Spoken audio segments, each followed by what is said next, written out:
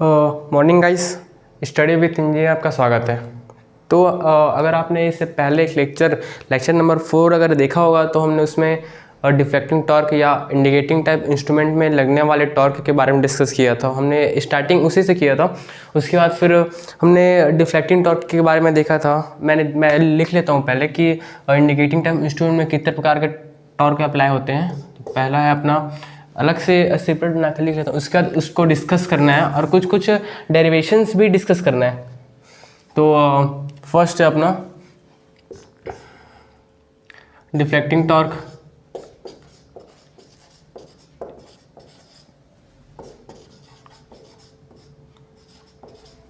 और सेकंड है अपना कंट्रोलिंग टॉर्क,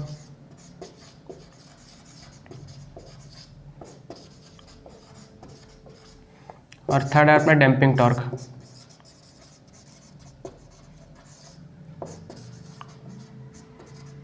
डैम्पिंग टॉर्क तो डिफ्लेक्टिंग टॉर्क के बारे में डिस्कस किया था। उसके बाद फिर कंट्रोलिंग के बारे में स्टार्ट करना था। फिर इसका प्रकार, इसका कितने टाइप्स होते हैं वो डिस्कस थोड़ा किए थे पिछले लेक्चर में। तो ये होता है अपना ग्रेविटी कंट्रोल,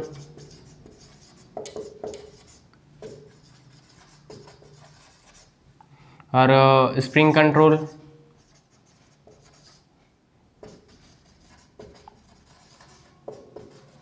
स्प्रिंग कंट्रोलिंग ये डिस्कस किया था। उसके बाद अगर हम आगे लेक्चर में इसके बारे में डिस्कस करेंगे डैम्पिंग टॉर्क के बारे में, तो ये रहेगा अपना 3 प्रकार का रहेगा। ये इसमें रहता है एयर फ्रिक्शन डैम्पिंग,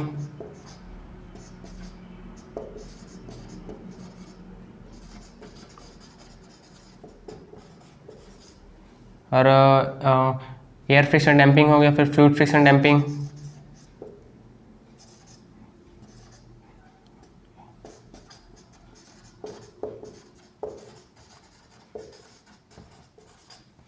इसके बाद होता है ईडी करंट डैम्पिंग।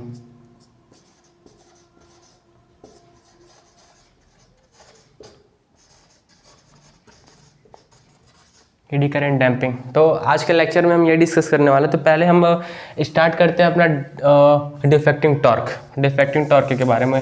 तो डिफ्लेक्टिंग टॉर्क का जो बेसिक स्ट्रक्चर था हमने पिछले लेक्चर में डिस्कस किया था। तो अब जो उसका डेरिवेशन होता है छोटा सा जो है, किसमें डिपेंड करता है अपना डिफ्लेक्टिंग टॉर्क, तो वो डिस्कस करने वाले हैं।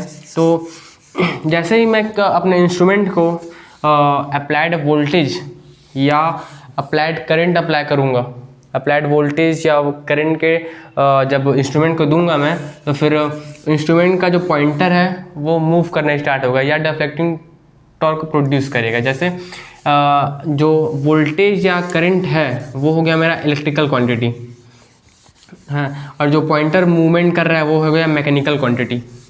मैकेनिकल तो क्या हो रहा है जनरली इसमें इलेक्ट्रिकल टू मैकेनिकल में कन्वर्जन हो रहा है। क्या हो गया? तो अगर मैं देखूं ध्यान से, तो मैं वोल्टेज अप्लाई किया या करंट अप्लाई किया किसी इंस्ट्रूमेंट को, उसके बाद एक प्रोसेस के थ्रू मैकेनिकल जो एनर्जी कन्वर्जन के थ्रू यहाँ पर जो पॉइंटर है वो डिफ्लेक्टिंग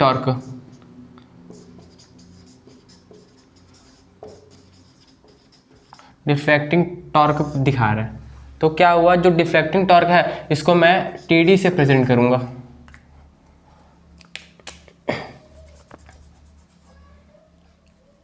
इसको मैं प्रेजेंट कर रहा हूँ टीडी, डिफ्लेक्टिंग टॉर्क। तो अगर मैं ध्यान से देखूं मैं, तो इसमें क्या दिख रहा है, जो डिफ्लेक्टिंग टॉर्क है वो है अपना अप्लाइड वोल्टेज या मेजर्ड करंट के डायरेक्टली प्रोपोर्शनल है। तो मैं क्या लिखता हूँ, करंट के डायरेक्टली प्रोपोर्शनल है। तो ये आप नोट डाउन कर लीजिएगा, ये आगे आएगा काम जब मैं इसका जो कांस्टेंट वैल्यू है वो भी डिराइव करूँगा, जब वो पीएमएमसी इंस्ट्रूमेंट या एक दो और इंस्ट्रूमेंट के बारे में जब डिस्कस करूँगा, तो उस टाइम इसका जो है वैल्यू, क्या क्या कांस्टेंट वैल्यू यहाँ पर और इंक्लूड होते हैं वो डिस्कस करूँगा। तो ये जो डिफ्लेक्टिंग टॉर्क है उसके बारे में डिस्कस कर लिए। इसके बाद था अपना कंट्रोलिंग टॉर्क। तो कंट्रोलिंग टॉर्क क्या होता था ये भी बताया था। कंट्रोलिंग टॉर्क क्यों अप्लाई होना चाहिए ये भी बताया था। तो बेसिक देख लेते हैं कंट्रोलिंग टॉर्क मैं क्यों अप्लाई करूँगा, क्योंकि आप एक एजम्पशन मार्क ये चलिए कि मेरा जो पॉइंटर है वो आगे चला गया है। अब पॉइंटर को मेरे को रेस्ट पोजीशन में भी लाना है, जैसे रेस्ट पोजीशन में एक उसका जो फिक्स वैल्यू है उस पोजीशन में लाना है, उसके बाद उसको इनिशियल पोजीशन में भी लाना है। तो पॉइंटर जो है अपना दो प्रकार से वर्क करेगा। जो पहला उसका वर्क रहेगा कि वो स्टार्टिंग में जब पॉइंटर जो है वो डिफ्लेक्टिंग टॉर्क के इक्वल हो के वो एक वैल्यू को प्रेजेंट करेगा, ये तो उसका पहला काम हो गया। और उसी को हम क्या बोलते हैं, लिमिट डिफ्लेक्टिंग टॉर्क, ये हो गया उसका एक जो है वर्क ये हो गया। और सेकंड क्या है, वो पॉइंटर को इनिशियल पोजीशन में लाएगा। वो इनिशियल पोजीशन मतलब वापस ज़ीरो पोजीशन या रेस्ट पोजीशन में लाएगा, ये हो गया। तो अगर मैं अगला लिखूं कंट्रोलिंग टॉर्क, सेकंड है अपना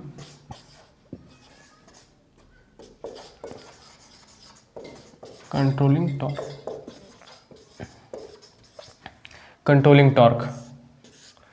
तो कंट्रोलिंग टॉर्क जब इसको मैं टीसी से प्रेजेंट करता हूँ, ये हो गया। तो कंट्रोलिंग टॉर्क क्या करता है वो बता दिया। इसके बाद क्या था कि कंट्रोलिंग टॉर्क जो है उसको मैं अब कोई इंस्ट्रूमेंट डिज़ाइन कर रहा हूँ मैं, तो इंस्ट्रूमेंट को कंट्रोलिंग टॉर्क मैं किस किस मेथड से प्रोवाइड कर सकता हूँ। तो पहला तो मैं ग्रेविटी के थ्रू प्रोवाइड कर सकता हूँ, क्योंकि पॉइंटर में किसी अगर वेट को मैं एडजस्ट कर दूँ, है ना, उसके बाद फिर वो जो पॉइंटर है वो कंट्रोलिंग टॉर्क प्रोवाइड कराएगा। ये तो पहला मेथड हो गया। उसके बाद उसका अगला मेथड एक और है स्प्रिंग के थ्रू। अब पॉइंटर जो है वो एक स्पिंडल में कनेक्टेड रहता है, तो अगर मैं स्पिंडल में स्प्रिंग लगा दूँ तो स्प्रिंग से जब कनेक्टेड रहेगा तो पॉइंटर जैसे आगे जाएगा तो स्प्रिंग में भी मूवमेंट होगा। उसके बाद वो कंट्रोलिंग टॉर्क जो है प्रोवाइड कराएगा। तो ये हो गया। तो इसमें क्या हो गया, दो प्रकार का हो गया। अपना पहला हो गया ग्रेविटी कंट्रोलिंग हो गया। और इसी का अगला हो गया कंट्रोलिंग टॉर्क का अगला क्या हो गया फिर स्प्रिंग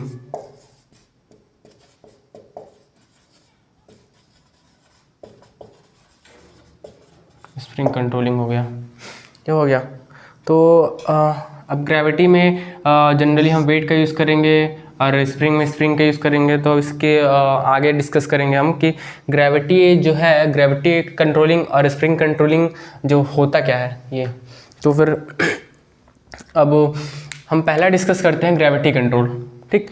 तो ग्रेविटी में क्या करेंगे कि एक पॉइंटर में वेट तो कनेक्ट करना है। जैसे ये हो गया अपना एक स्केल बना देते हैं,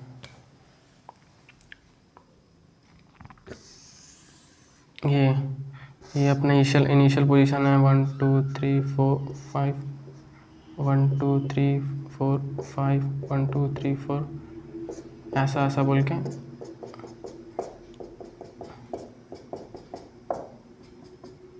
ये हो गया। और ये यहाँ पर अपना जो है पॉइंटर एडजस्ट है, ये है ये 0 से स्टार्ट है ना। तो फिर मैं क्या करूँगा, ये तो अप्लाइड जैसे वोल्टेज अप्लाई करूँगा तो वोल्टेज अप्लाई करने पर पॉइंटर तो डिफ्लेक्टिंग टॉर्क शो करेगा ही करेगा। तो अगला मेरा क्या कंट्रोलिंग टॉर्क अप्लाई करना है, तो मैं यहाँ पर से एक वेट डाल दूँगा।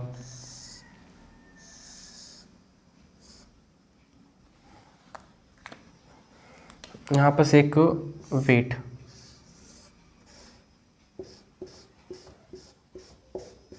इसको मैं क्या बोल दूंगा, एडजस्टेबल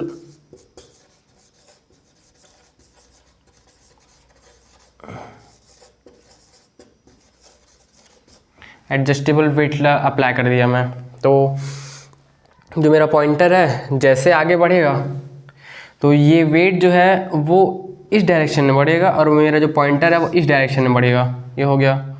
फिर क्या है, जो वेट है मेरा इधर जाएगा। फिर एक कंडीशन ऐसा आएगा, जो पॉइंटर जैसे जैसे आगे बढ़ेगा तो वेट जो है अनबैलेंस हो जाएगा, तो प्रॉपर रीडिंग शो नहीं कर पाएगा। तो मैं क्या करूँगा कि मेरा जो इंस्ट्रूमेंट है वो प्रॉपर रीडिंग शो करे, तो मैं क्या करूँगा, एक और वेट लगा दूँगा। इसको बोलूँगा मैं बैलेंसिंग वेट या बैलेंस वेट, यहाँ अप्लाई करूँगा एक।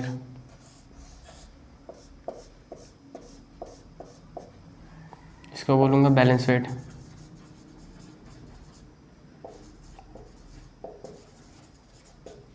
बैलेंस वेट हो गया। अब क्या है कि मेरा जो पॉइंटर है वो आगे जाएगा, बैलेंस हो जाएगा, ये ठीक है। अब ये मेरा जो है वो ग्रेविटी कंट्रोल इंस्ट्रूमेंट मैं डिज़ाइन कर दिया। इसको नोट डाउन कर लेना, इस टाइप से उसका डायग्राम रहेगा। ये हो गया है ना।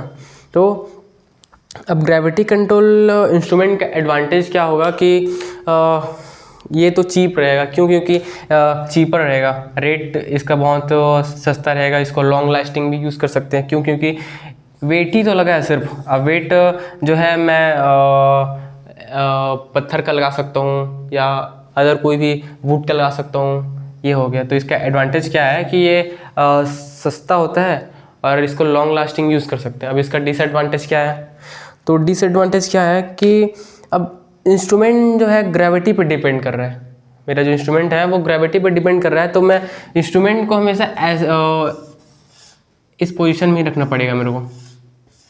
अब मैं इंस्ट्रूमेंट को, अब जैसे मैं लैब में कुछ वर्क कर रहा हूँ, रीडिंग ले रहा हूँ, और मैं इंस्ट्रूमेंट मेरा गलती से इस डायरेक्शन मूव हो गया, इधर मूव हो गया, तो मेरे जो कैलिब्रेशन जो रीडिंग है उसमें भी फ़र्क आना स्टार्ट हो जाएगा। तो मैं इसका यूज़ ज़्यादा नहीं कर पाऊँगा। क्यों? क्योंकि मेरा जो ग्रेविटी कंट्रोल इंस्ट्रूमेंट है वो मेरे को प्रॉपर रीडिंग नहीं दे पाएगा। ये तो इसका फर्स्ट डिसएडवांटेज हो गया। अब सेकंड डिसएडवांटेज क्या है इसका कि इसका जो कैलिब्रेशन है या मापन जो होता है इसका, ये नॉन लीनियर होता है। मतलब इसका स्केलिंग जो है नॉन लीनियर है। जैसे रीडिंग में ले रहा हूँ तो अगला रीडिंग ले रहा हूँ तो वो भी प्रॉपर नहीं आ पाएगा। तो इस कारण से इसका यूज़ बहुत कम होता है। अब अगला जो कंट्रोलिंग टॉर्क है जो स्प्रिंग कंट्रोलिंग है।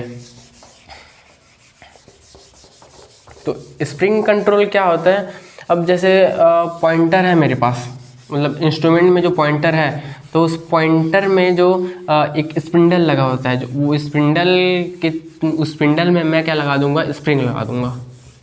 अब जैसे जैसे वो स्पिंडल जो है वो आगे मूव करेगा तो फिर मेरा पॉइंटर भी इफेक्ट करेगा।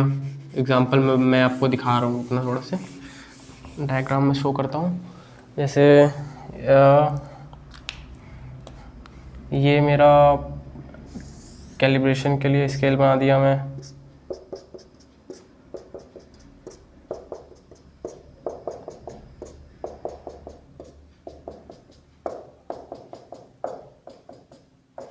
ये हो गया। अब एक्चुअल में जो एक स्पिंडल लगा देते हैं हम यहाँ से, ये हो गया। अब इसमें मेरा पॉइंटर रहता है कनेक्टेड।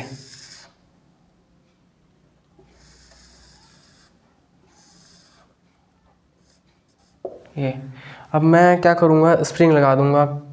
कहाँ पास? स्पिंडल में। ये अपना पॉइंटर है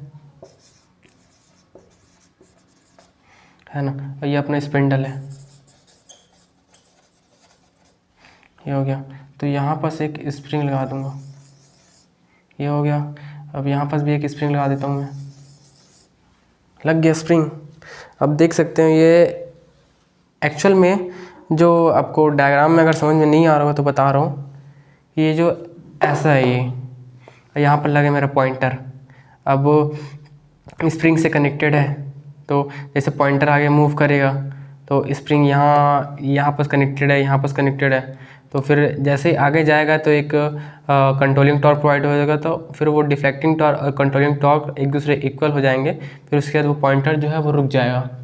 तो ये जो है वो हो गया अपना स्प्रिंग कंट्रोलिंग टॉर्क। तो हमने क्या डिस्कस किया? दो टॉर्क के बारे में डिस्कस किया, कंट्रोलिंग टॉर्क के बारे में। एक स्प्रिंग कंट्रोल, ये नोट डाउन किए हो गया, आप थोड़ा देख लेना वीडियो रिवाइंड करके। ये हो गया। तो अब कंट्रोलिंग टॉर्क का भी एक इक्वेशन होगा। क्या? अगर ग्रेविटी है, ग्रेविटी में जो है ना controlling torque TC directly proportional होता है साइन थीटा के। ये होता है ग्रेविटी कंट्रोल के लिए होगा। और जो अपना स्प्रिंग कंट्रोल के लिए होगा वो थीटा के प्रोपोर्शनल होगा कंट्रोलिंग टॉर्क। ये हो गया। तो फिर अगर हम बैलेंस कंडीशन की बात करें, बैलेंस कंडीशन क्या बोलता है कि अपना जो कंट्रोलिंग टॉर्क, जो डिफ्लेक्टिंग टॉर्क है वो कंट्रोलिंग टॉर्क के इक्वल होना चाहिए। इक्वल होगा तभी अपना इंस्ट्रूमेंट सही तरीके से वर्क करेगा। तो क्या बोलते हैं, जो डिफ्लेक्टिंग टॉर्क है वो कंट्रोलिंग टॉर्क के इक्वल होनी चाहिए। ये क्या कंडीशन है, बैलेंस कंडीशन है।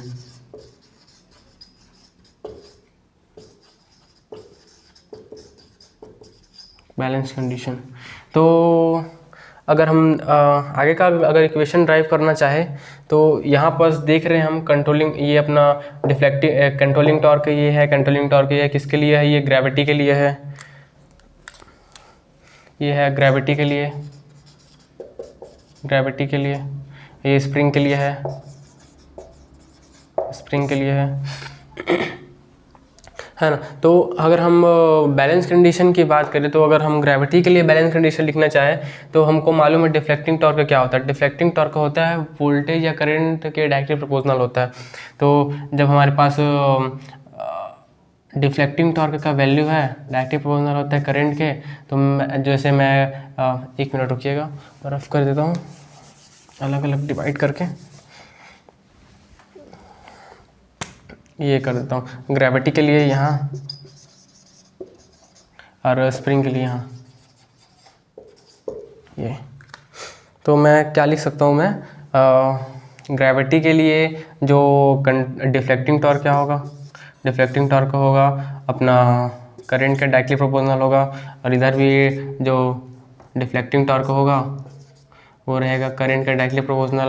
और जब कंट्रोलिंग टॉर्क अप्लाई करूँगा मैं ग्रेविटी के लिए, कंट्रोलिंग टॉर्क जो तो होगा अपना साइन थीटा, साइन थीटा का डायरेक्टली प्रोपोर्शनल होगा।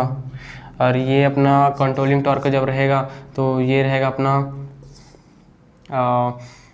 थीटा के डायरेक्टली प्रोपोर्शनल हो जाएगा। तो जैसे बैलेंस कंडीशन की बात करें, बैलेंस कंडीशन में क्या होता है कि कंट्रोलिंग टॉर्क और डिफ्लेक्टिंग टॉर्क एक दूसरे के इक्वल होना चाहिए, है ना। तो जैसे ही मैं बैलेंस कंडीशन अप्लाई करूँगा तो एक दूसरे के डायरेक्टली प्रोपोर्शनल हो जाएगा। जैसे अप्लाइड करंट जो है वो साइन थीटा के डायरेक्टली प्रोपोर्शनल हो जाएगा, और इधर जो थीटा है वो एक्चुअल में करंट है वो थीटा का डायरेक्टली प्रोपोर्शनल हो जाएगा। ये था अपना कंट्रोलिंग टॉर्क के बारे में थोड़ा डेरिवेशन। तो आगे का डेरिवेशन भी करते रहेंगे। अब इसके बाद हम डिस्कस करने वाले हैं अपना डैम्पिंग टॉर्क के बारे में।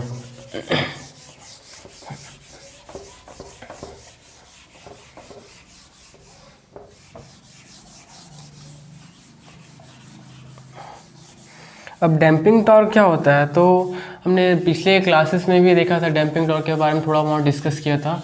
तो डैम्पिंग टॉर्क जो है वो जब पॉइंटर जो है अपना वो एक डैम्प क्रिएट कर सकता है या ऑक्सीलेशन क्रिएट करता है। जब उस पर दो टॉर्क दोनों डायरेक्शन से अप्लाई करेंगे तो जो है ऑक्सीलेशन क्रिएट होगा। तो ऑक्सीलेशन को मिनिमाइज करने के लिए हम एक टॉर्क अप्लाई करेंगे, उसको बोलेंगे डैम्पिंग टॉर्क। तो क्या डिस्कस कर रहे हैं हम, डैम्पिंग टॉर्क।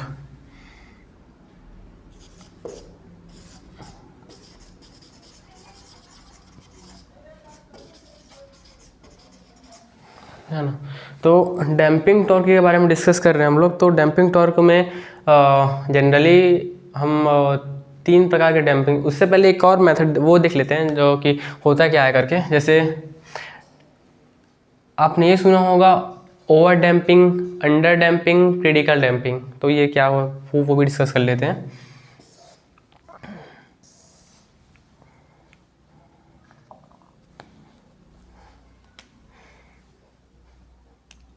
एक्चुअल में ये जो इनिशियल पोजीशन है जहाँ पॉइंटर हमारा एकदम से, जैसे हम किसी रीडिंग को शो करेंगे तो पॉइंटर आगे चले जाता है। 1 मिनट रुकिएगा, मैं विजुअल मतलब डायग्राम के थ्रू शो कर रहा हूँ। ये हो गया, तो मेरा पॉइंटर आगे जाएगा, फिर ऐसा ऐसा ऐसा ऐसा करके ऐसा ऐसा करके डैम्पिंग जो है ऐसा ये रहेगा, ठीक। जैसे मैं किसी पॉइंटर में वोल्टेज अप्लाई कर रहा हूँ, इंस्ट्रूमेंट में कोई वोल्टेज मेज़र कर रहा हूँ, तो मेरे को मालूम है इतना वोल्टेज आ रहा है, तो मेरे जो पॉइंटर है वो अचानक से उस वैल्यू में रुक नहीं जाएगा, वो थोड़ा आगे चले जाएगा। पहले तो आगे चले जाएगा पूरा जितना वो जा सकता है, जब कंट्रोलिंग टॉर्क अप्लाई कर ले तो उतना भी आगे नहीं जाएगा, लेकिन एक पॉइंट रहेगा जहाँ तक वो जाएगा, उसके बाद तो फिर पीछे आएगा। उसके बाद वो ऑक्सीलेशन होएगा उस वैल्यू में, ऑक्सीलेशन हो धीरे धीरे फिर कम होगा। तो एक जो इसको बोलते हैं ओवर डैम्पिंग।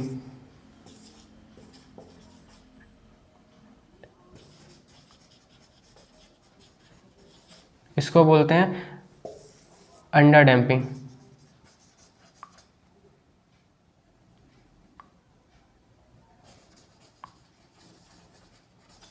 Under damping. और ये हो गया क्रिटिकल डैम्पिंग।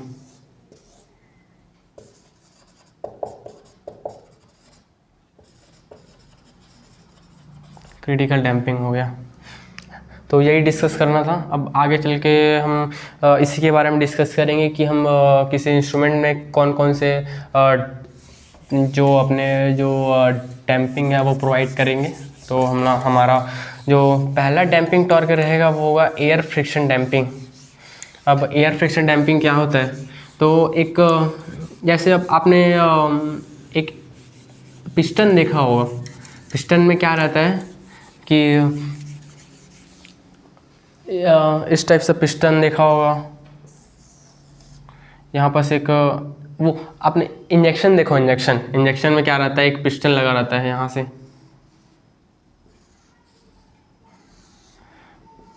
अब मेरे को क्या करना है, इसको जैसे आगे जाएगा इस तरह मूव करेगा, लेकिन ये इस तरह के मतलब इसमें एक आगे जाएगा तो पीछे जाएगा, ये ऑक्सीलेशन नहीं करेगा, ऐसा रहेगा, है ना। तो मैं क्या करूँगा कि एक अपने पॉइंटर को एक सिलेंड्रिकल स्ट्रक्चर के पिस्टन में कनेक्टेड कर दूंगा। तो कैसे कनेक्ट करूँगा वो भी देख लेते हैं थोड़ा। पहला डिस्कस करने वाला हम एयर फ्रिक्शन डैम्प। मैं लिख देता हूँ कितने प्रकार के डैम्पिंग होते हैं, इधर लिख देता हूँ।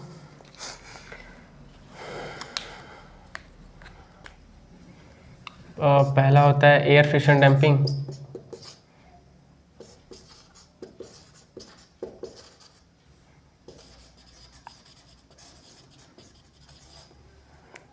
और सेकंड होता है अपना फ्लूइड, फ्लूइड।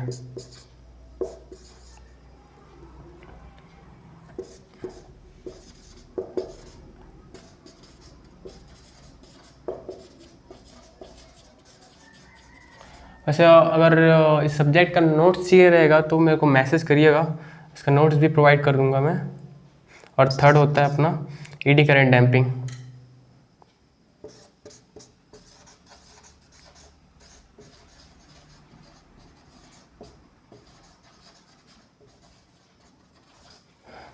ये हो गया। तो हम फर्स्ट डिस्कस करने वाले एयर फ्रिक्शन डैम्पिंग। तो एयर फ्रिक्शन डैम्पिंग का जो बेस, अब मैं एक डायग्राम आपको शो कर रहा हूँ। ये हो गया अपना एयर फ्रिक्शन के लिए डायग्राम, ये पॉइंटर है अपना।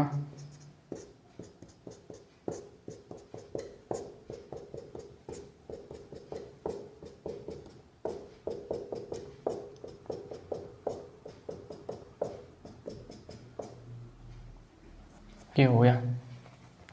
अब मैं क्या करूँगा, यहाँ पर से एक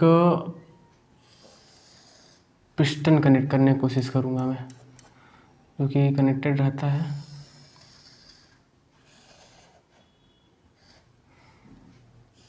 इस तरीके से पिस्टन रहेगा और मेरा ये सिलेंड्रिकल स्ट्रक्चर रहेगा, और मेरा जो पिस्टन है वो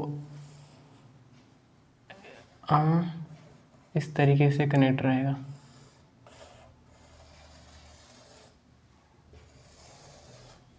हाँ, और ये मेरा पॉइंटर हो गया।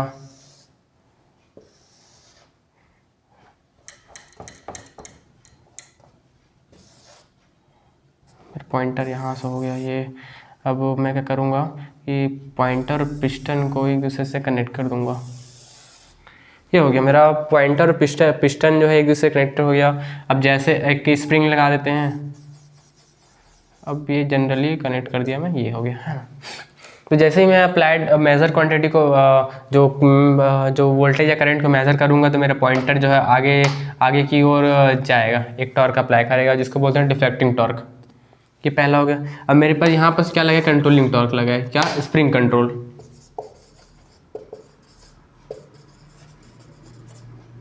हाँ, तो जब मैं वोल्टेज या करंट को मेज़र करूँगा तो यहाँ पर जो पॉइंटर है मेरा पहला टॉर्क लगाएगा डिफ्लेक्टिंग टॉर्क और सेकंड टॉर्क लगेगा मेरा कंट्रोलिंग टॉर्क, तो इक्वल हो गया। लेकिन अब थर्ड जो है मेरे को डैम्पिंग रिमूव करना है, तो डैम्पिंग जो है वो किसी फिक्स वैल्यू पे आके रुकेगा पॉइंटर। फिर पॉइंटर जब वैल्यू में डैम्प करेगा या ऑक्सीलेट करेगा तो मेरे पास लगा है एयर फ्रिक्शन डैम्पिंग।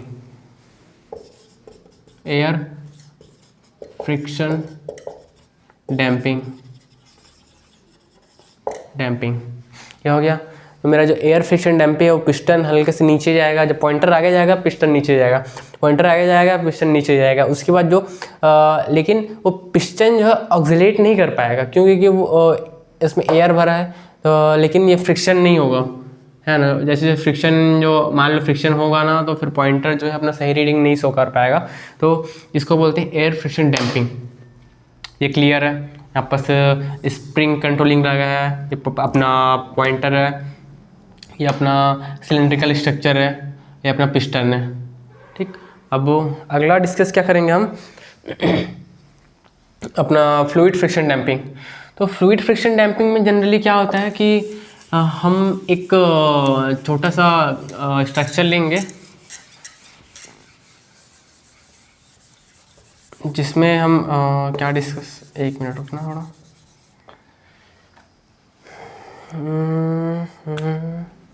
जैसे ये रहेगा मेरा स्ट्रक्चर है, ये मैं इधर बनाता हूँ ज़्यादा क्लियर होगा। ये मेरा पॉइंटर तो वही रहेगा,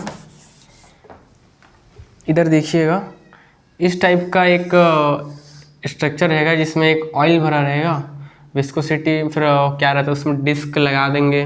जैसे ये अपना पॉइंटर जो है इसके थ्रू कनेक्टेड रहेगा और यहाँ पास एक डिस्क लगा देंगे इस टाइप से।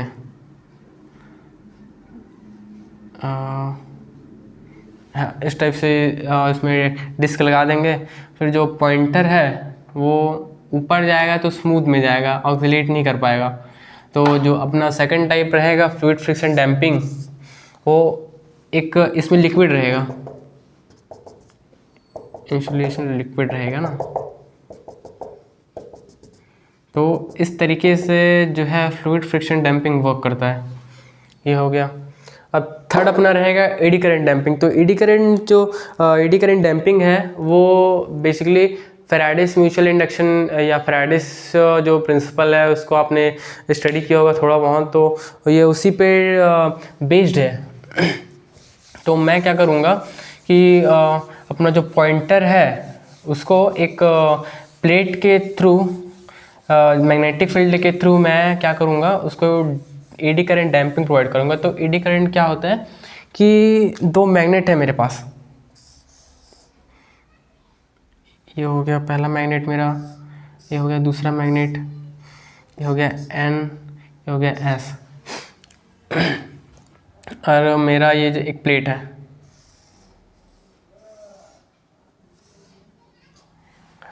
ना।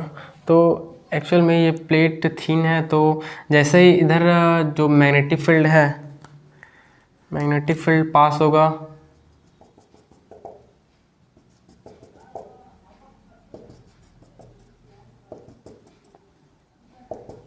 ये, तो इसमें एक करंट जो है वो सर्कुलर लूप में फ्लो होना स्टार्ट हो जाएगा इस टाइप से। तो ये जो सर्कुलर करंट है, यही करंट मेरे को एडी करंट बोलते हैं इसी को। तो इसी के थ्रू मैं पॉइंटर को डैम्पिंग प्रोवाइड कराऊंगा। तो जैसे एग्जांपल के लिए मैं क्या बताऊं, ये ऐसा है, तो एक सर्कुलर करंट इस तरफ क्रिएट होगा, प्रोड्यूस होगा, और एक सर्कुलर करंट जो है इस तरफ प्रोड्यूस होगा, क्रिएट होगा, है ना। तो फिर जब इसमें जो मैं अपना पॉइंटर के थ्रू इसको कंट्रोल कराऊंगा तो फिर डैम्पिंग जो है स्मूथली होगा।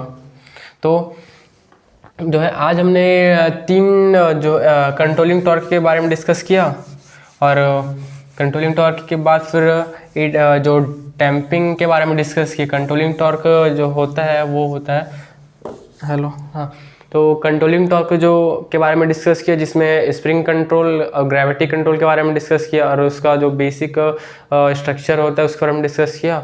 उसके बाद फिर हमने क्या डिस्कस किया कि अपना जो डैम्पिंग टॉर्क जो अप्लाई करते हैं पॉइंटर में, उसके बारे में डिस्कस किया। तो अब हम इंडिकेटिंग टाइप इंस्ट्रूमेंट का जो उसमें लगने वाला टॉर्क के बारे में तो फुली एक्सप्लेनेशन हो ही चुका है। अब अगर एयर फ्रिक्शन हम एडवांटेज भी देख चुके हैं और डिसएडवांटेज भी देख चुके हैं कंट्रोलिंग टॉर्क के बारे में, और एयर फ्रिक्शन डैम्पिंग और फ्लूइड फ्रिक्शन डैम्पिंग और एडी करंट डैम्पिंग अगर देखें तो एयर फ्रिक्शन डैम्पिंग तो ठीक है, पिस्टन के थ्रू ऑपरेट कराना है मेरे को, लेकिन जो फ्लूइड फ्रिक्शन डैम्पिंग है उसको मैं वो भी एक प्रकार से एक लिक्विड के ऊपर डिपेंड है, तो उसको मैं एक